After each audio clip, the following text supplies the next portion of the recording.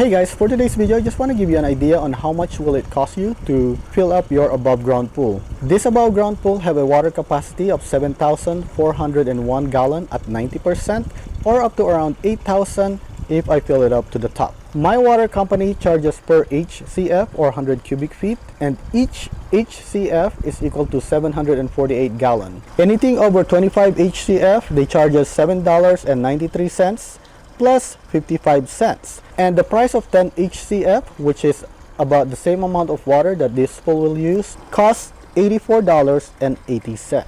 This oval pool is 24 feet by 12 feet by 52 inches. So depending on the size of your pool and how much your water company charges you per HCF, then you will get the amount that you need to fill up your pool.